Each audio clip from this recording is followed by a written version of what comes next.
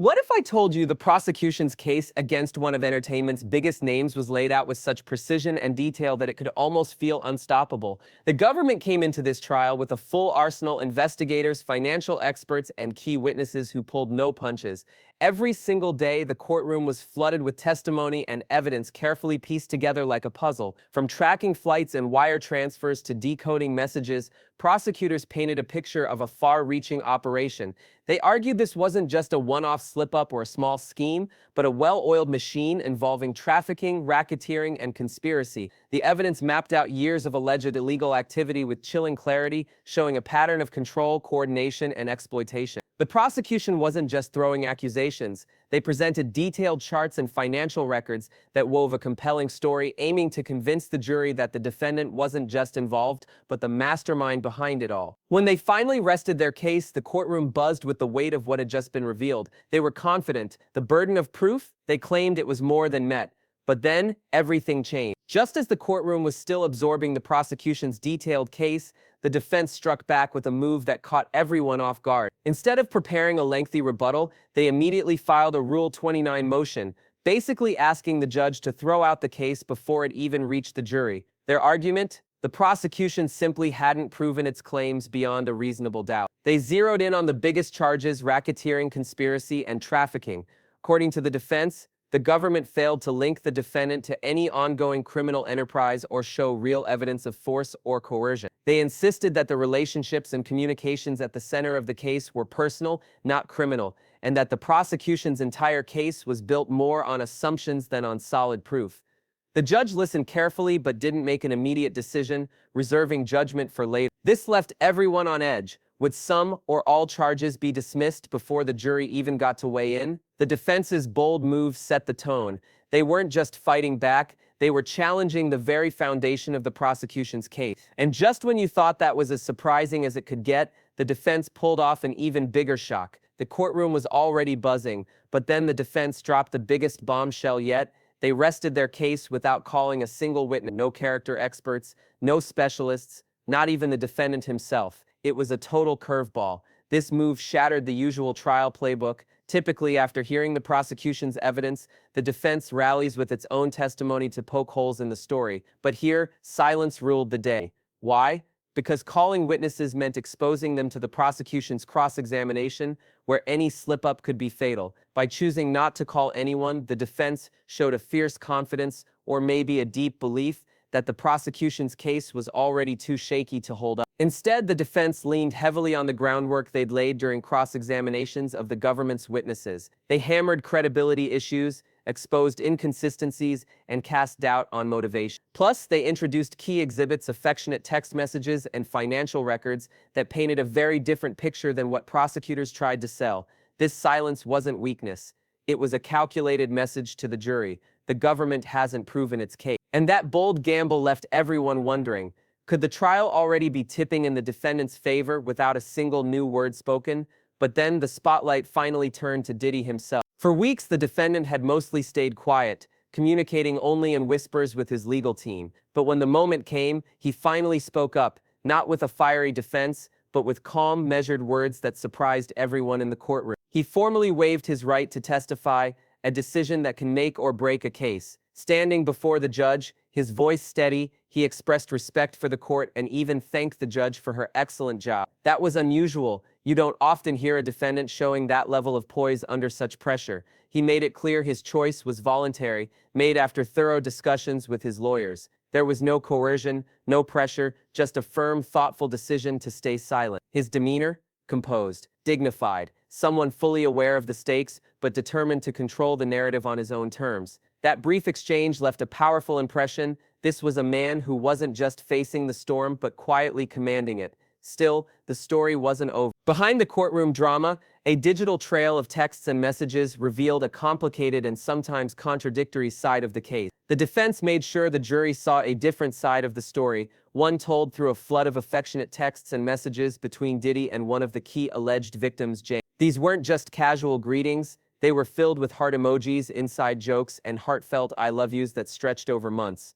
The defense argued these messages revealed a relationship built on mutual affection and consent, not coercion or fear. They highlighted how Jane wasn't just a passive figure, but actively managing her own affairs, even coordinating meetings and travel with other entertainers on her own initiative. What's more, the timing of these texts was carefully pointed out. Many of the warmest, most loving messages came right before or after the government's so-called key incident. The defense asked the jury to consider, would someone trapped or forced into these acts respond with such eagerness and tenderness? By painting this picture, the defense aimed to undermine the prosecution's narrative of control and exploitation, turning what seemed like clear accusations into a murky, complicated story of adult relationships with blurred lines. The prosecution pushed back hard against the defense's picture-perfect texts, warning the jury not to be fooled by surface appearances. They argued these messages don't erase the harsh reality behind closed doors, where power, pressure, and manipulation can twist even the warmest words into weapons of control. Prosecutors explained that in cases like this,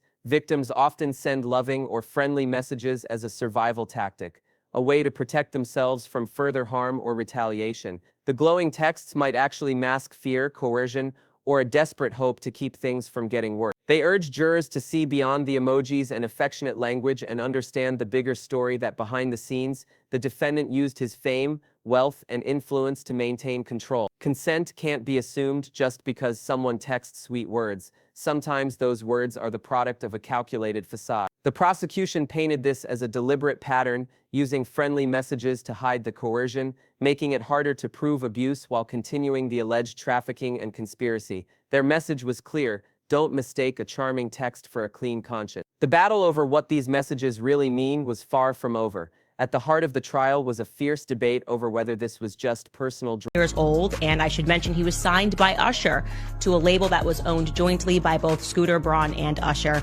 and he was considered Usher's protege. He has been described Usher as his mentor.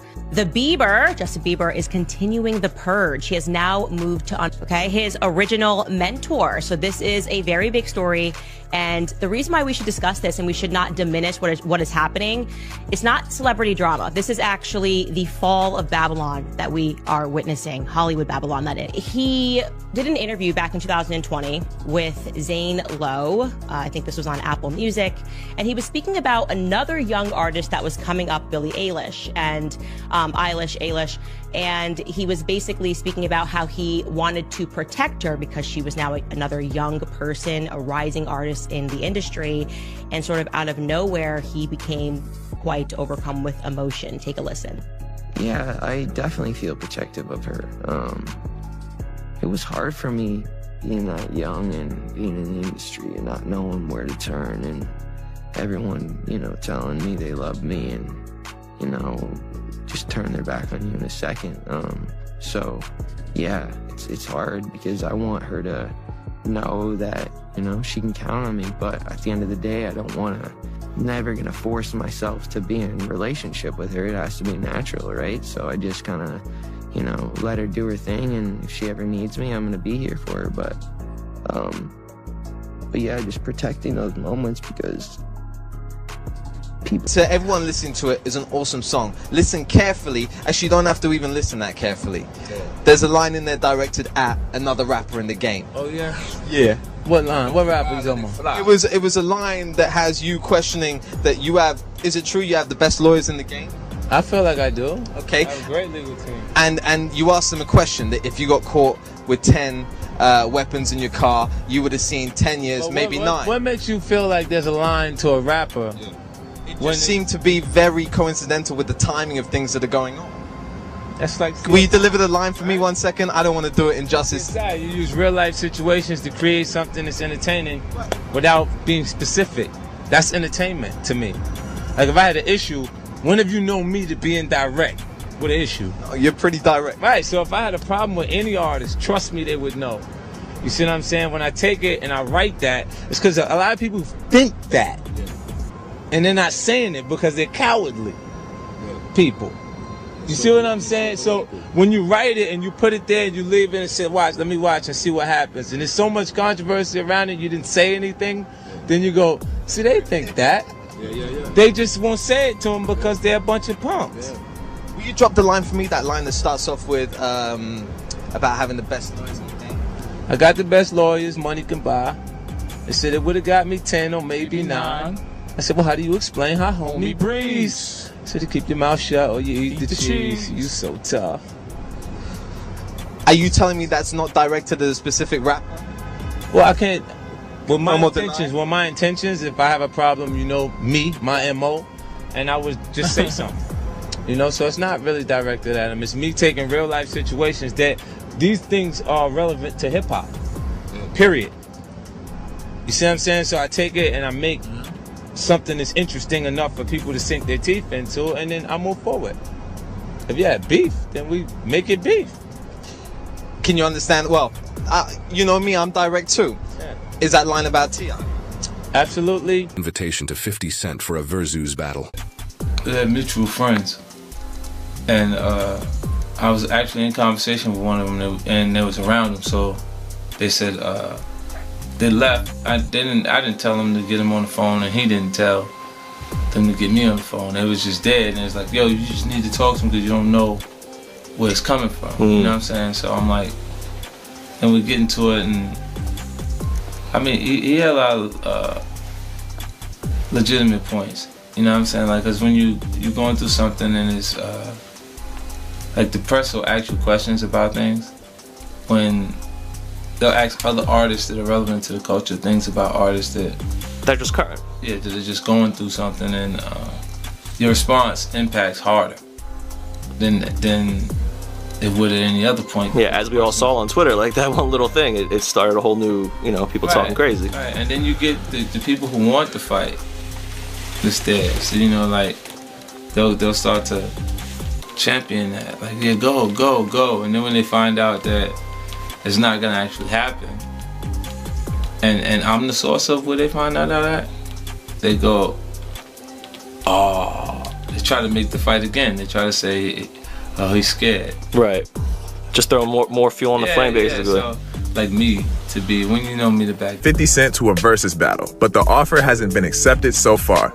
In what may be a ploy to get 50 to participate, T.I. diminished the New York-bred rapper's hip-hop status by claiming the G-Unit boss has greatly benefited from the East Coast bias. New York is the birthplace of hip-hop, and they have the most successful, some of the most talented lyricists known to man. That's right. And Atlanta has some too. Maybe more. But quite a run. And when we say this, but even though they have those lyricists, some of the most capable and accomplished lyricists known to man, it's some bullshit that slid through there that y'all hold up in high regard, that if they was from somewhere else, it wouldn't have been the same. Name, show me some. Okay, let me see. I tell you what, just being real. Okay. If drama or something far more sinister, a criminal enterprise. The defense argued that Diddy's staff were mostly kept in the dark, unaware of any illegal activities. They insisted that assistants, security, and other employees were simply doing their jobs with no knowledge or involvement in any wrongdoing.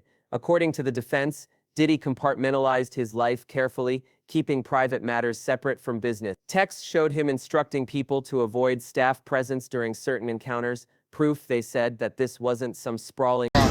Yeah. Have a very, very, very great day, everybody. Very great day, everybody. How's yeah, man. What going on, y'all? I heard it's 50 Cent birthday. Well, happy birthday, 50. Appreciate that, man. Appreciate you for, you know what I'm saying, staying down, remaining healthy, alive, and free for so long, man. But for your birthday, I offer you a challenge, sir. Pull your ass up, man, with 20 of your records, man. Sit across from me, man, and get this work, man. You know what I'm saying? But I understand if you don't want to answer to that challenge, because last time you got challenged, Kanye West dusted your ass off. So, you might not want to do that. So, well, guess who ain't scared of your mother, 50? Look, man, pull up. Pull on up. Pull on up, man. Pull on up, 50. Bring your ass on outside, 50. Bring your ass on out.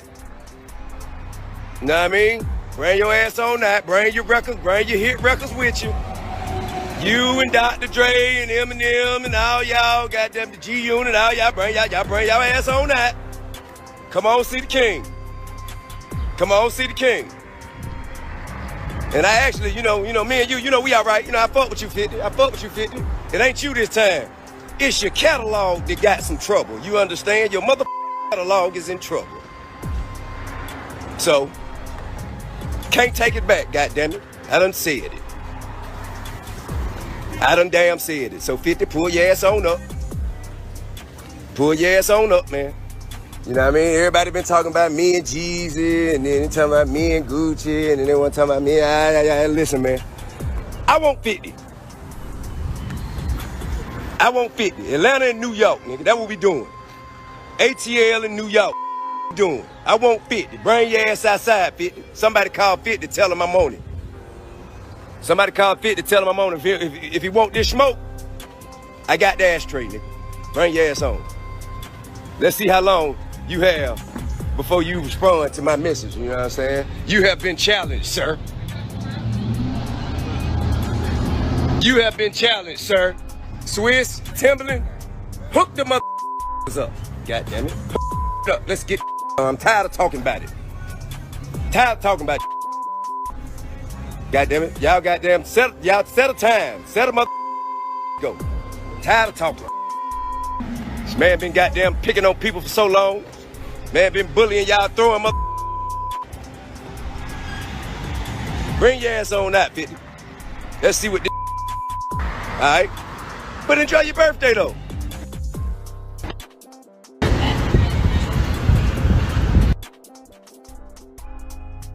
Get it, buddy. Now I know it's your birthday, man, and I celebrate you.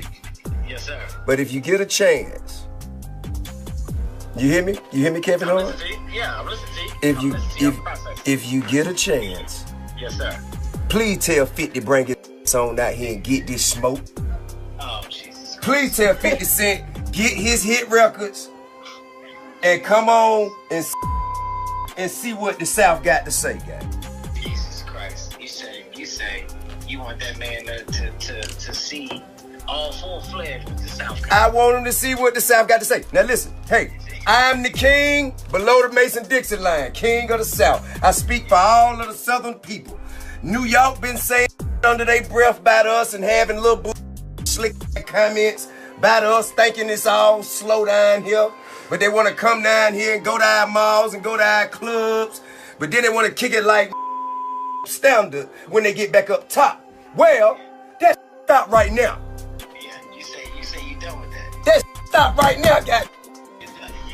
The king say that stop. He say he the king of New York. And if he don't want to do it, and one of them who got catalog, want to pull up, tell him come see the king. Don't come around me. Come sit down with me. Hey, I'm not going to lie to you, too. I'm here for it.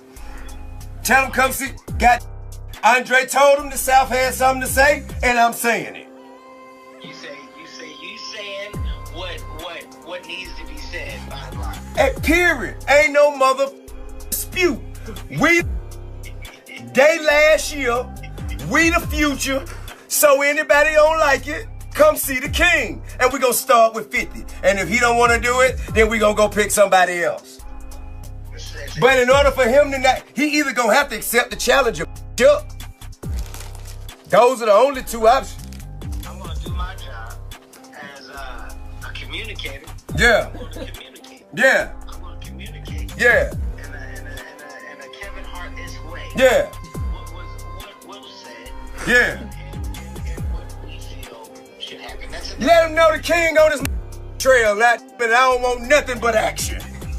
I don't want nothing but action and opportunity. Say no more.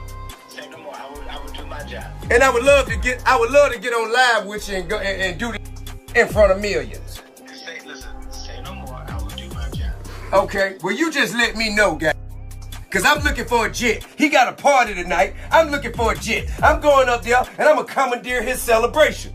Jesus Christ. That man said commandeer. When you start using words like that, that's when you're serious. I'm going to commandeer his celebration. Let him know. Happy birthday and all that old. But what the is you going to do, sir? Yeah, you want the smoke. You want all the smoke. I got to. These under their breath about us all these years. What is it good news? I ain't said nothing. No, but you from Philly. You from Philly. Y'all have y'all own battles with New York. You from Philly. That ain't no. That ain't for us. That ain't for us. That ain't for us. You know? No. That ain't for us. Yeah, that ain't for us. You dig what I'm saying? Y'all got to make it to the mailbox and back alive. You know what I'm saying? That ain't for us. You know what I mean? But Atlanta versus New York. I'm the king down here. I'm speaking for the people down here. Don't go around me. Don't talk to nobody but me. Don't nobody go no smoke but me. You speaking for New York? Bring your on. Let's see who really got the action going. Let's see who really is the down here. Give me an hour. I'm about to get on the horn. Okay. Take a shot. Yes. Take a shot. I need to take me one too, guy. Yeah, take a shot. Yeah. Hey, man. Hey, Huh? I love you. Yeah, well, I love you too, man. But it ain't about all that right now. Not right now. Hey, not right now. Cause I need action. Action. I'm doing this for my If you got a beef or something, man, because I seen a post today where they were saying that you were supposed to be in I guess one of the Power what's the name? I guess two of the actors on the show said that you were actually supposed to be on the show, and then they replaced you with Method Man, and they weren't expecting it or something. No, that's not true. 50 and I, we were executive producers on a different show outside of the Power universe. But nah, man, me and 50 cool. I'm the only one who's not offended by his brass approach, and he's not offended by mine. So, you know, we play rough, but we ain't no issue. Hey, what's happening, homie? This TIP, man, you know what I'm saying? You watching Hard Knock TV, you understand? My homegirl Ace Bombay giving it to you West Coast style. Cali loving it, you did that, and you heard it from the king, K-I-N-G, period. Accept no substitutions, you dig?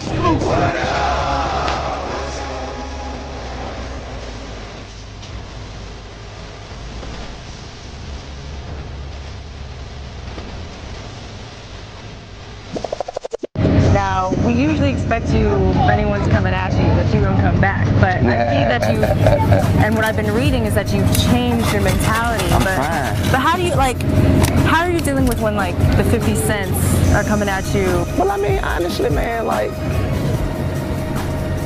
to be perfectly honest with you, man, I gotta deal with each situation as how I hear it come out of the person's mouth. You can misinterpret songs, lyrics, you know what I'm saying?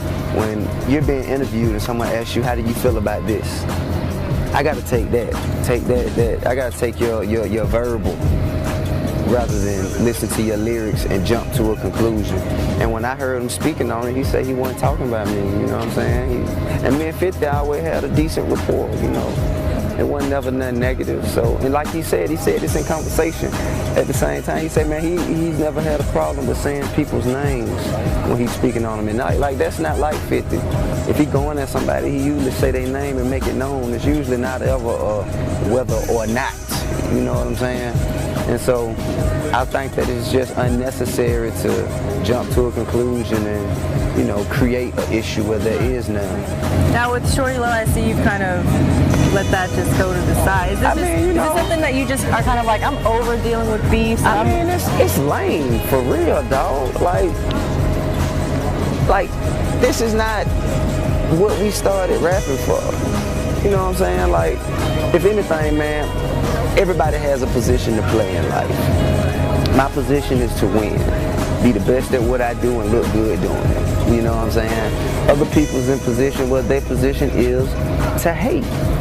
You know what I'm saying? They hate because they can't do what I do. They hate because they can't look as good doing what I do as I do. They hate because they ain't got as much money as me. They ain't as successful as me.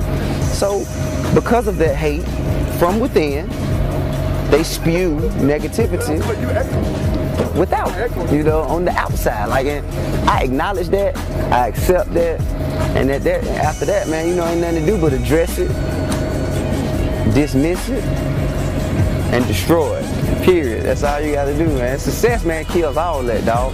Success kills all that. You know what I'm saying? At the end of the day, you can say what you want to say, homeboy, but I'm still where I'm at, you still where you at, partner, and ain't nothing gonna change about that, homeboy, and I know you hate that. But I'm laughing like, ha. What do you think? What exactly is happening between these two? Let us know in the comments below. And if you like this video, hit that subscribe button so that you never miss out on any new videos. Until then, fam, keep it real. Woke up, I looked at the computer said, Floyd said, T.I. I'm like, what did he say me for? Now your first baby mama, Melissa, then took your I said, say fuck that nigga. This is a special ASLELS challenge for you, Floyd. If you can read one full page of a Harry Potter book, I'll give $750,000 to whatever charitable organization you want to. Show me one place in the federal guidelines where you can have 10 machine guns and get 1 year of community service and 1 year incarcerated. T.I. is in an interrogation room talking. He's snitching.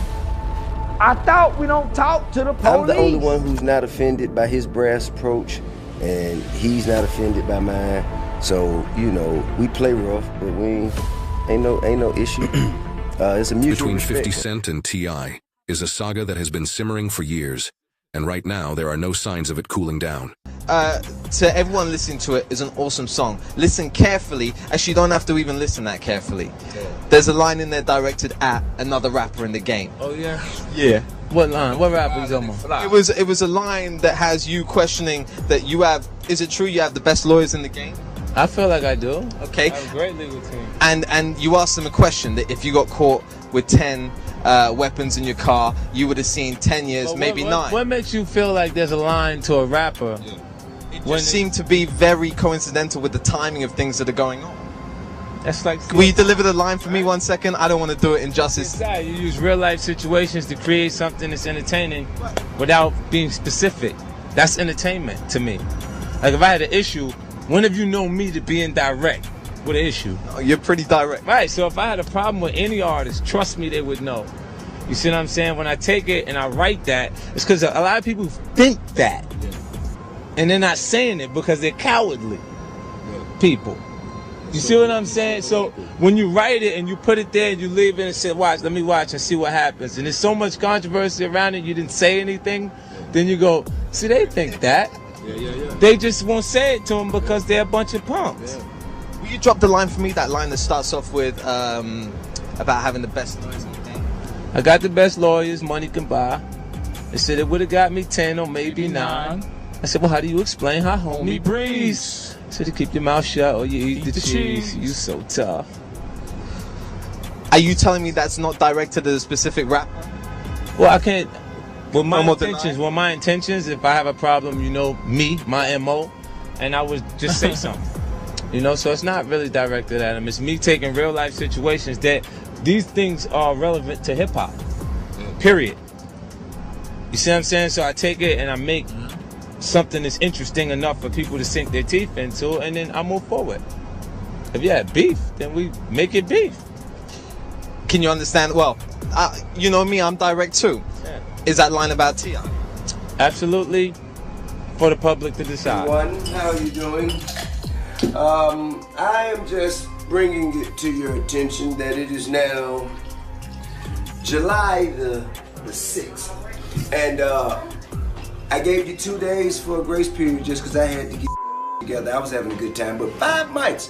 There's an ab check for you or a paycheck for me. Thank you. Where you at right now? Let's see where you at right now. 1,000 by July 4th. 1,000. Okay, man. It's the 6th. It is. My birthday. It is. Y'all here, we enjoying ourselves in Miami. But it's Saturday. It's Sunday. Means you're only a day away from Monday. Man, you ain't got but. And we want the money come Monday, 5. Or else. Get the money. We want him once. We want him once. Not 90 in the stack, though. Make sure they give you the whole 100. And I'm gonna spend your money right now. I'm going to borrow $1,000 from 50. Criminal conspiracy, but rather a series of personal choices handled discreetly. But prosecutors saw it differently. To them, the secrecy wasn't innocent. It was evidence of a well-coordinated racketeering operation. Hiding hotel stays, payments, and guest visits wasn't just about privacy. It was about covering up a criminal network. The prosecution argued that key players were hand-picked to protect these illegal acts, and that this careful orchestration proved control and planning. the very hallmarks of a criminal enterprise under federal law. Jurors now faced a critical question: was this a private life cloaked in secrecy, or the hidden face of a criminal empire?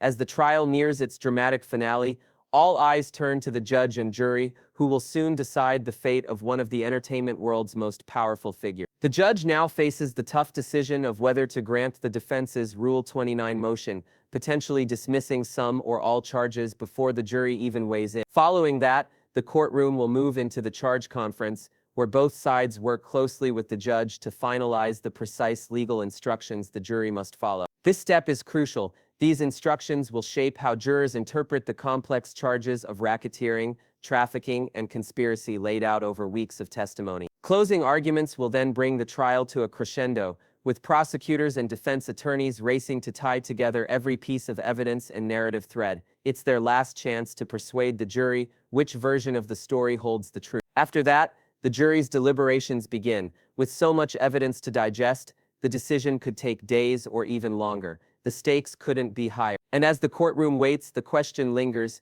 did Diddy's choice to stay silent and the defense's bold strategies tip the scales in his favor, or will the weight of the prosecution's case prove too much to overcome?